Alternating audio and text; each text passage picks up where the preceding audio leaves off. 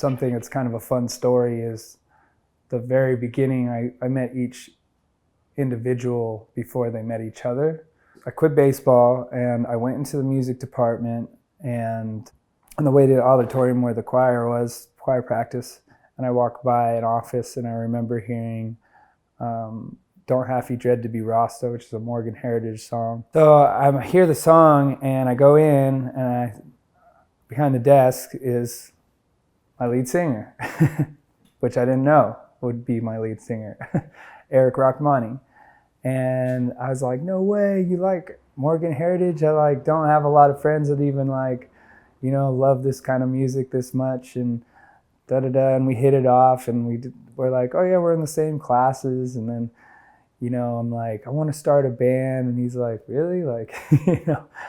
That's kind of like random and big, and you just joined the music department, and and I was like, at the time I was seeing a band like Iration, when they first started in Isla Vista, and I was like, yeah, you can do cover songs and make a few originals, and it felt like Reggae on the River, just in a little miniature minority pocket of the Isla Vista community, and I was all pumped on it.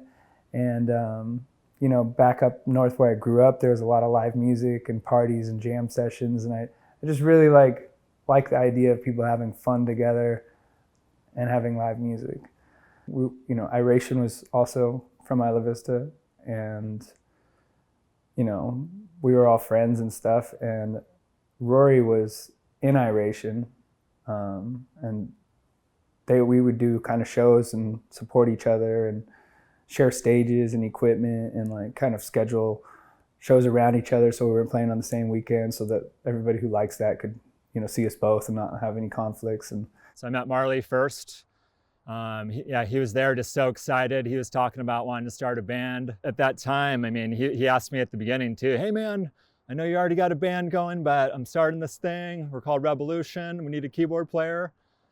And I was like, cool, I'm kind of busy going to college full time and playing in another band, but cool, awesome, let's see what happens. And I think it was 6 months later, I did the first show with them. And eventually the configuration of their band changed, and he felt a natural fit to gravitate toward joining us, which is great because love Rory as a person and as a musician. And he joined, and I was in another class called World Music, and my theory teacher was the same teacher as the World Music, and she always had me lead the little, here's this percussion instrument from this region, this is what it's made for, this is the history of it and the culture of it, which is really cool. But when it came time to playing something, it was okay, so who wants to do it? And the class would be kind of quiet on a Wednesday night at 7 p.m. I was just assuming that I'd probably go be the person who tries it. And I was almost predicting and getting up, and it was I'll do it. And then at the time, and I didn't know him, we never really said hi to each other. Like I said, it was kind of a low energy class. It was Wes, and he came up and he killed it. I was like, whoa, that's dope. You're really good. I want to start a band.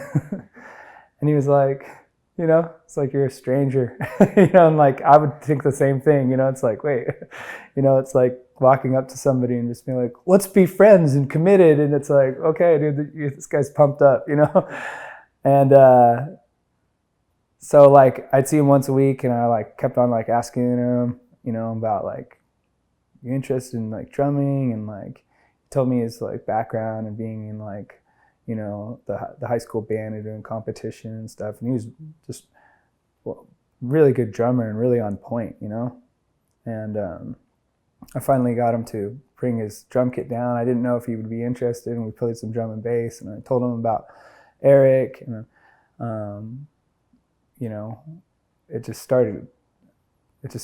a lot of things clicked, and we started doing cover songs, and we started building our own stages, and we started buying our own equipment. Yeah, those early days of first playing shows were so great because we're just learning. We were so hungry. You know, we were renting PA systems or borrowing stuff from other bands, just throwing together what we could to make the shows work. But the very first stage I remember we tried to set up was with it was with pallets, right? So it was this tall with a 4x8s on top, and no one could see us still. So we're in this party with, you know, thousands of kids there. No one could see the band. So after that, we're like, all right, we need to make some legit stages that are tall so people can actually see us. Won't be spilling drinks all over our equipment. All of our friends won't be jumping on stage so easily because we'll have a little like barrier, but yeah. It was just raw.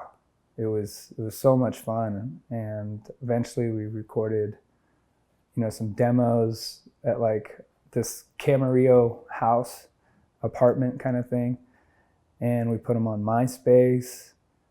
And those got like popular through Hawaii radio. We were hustling.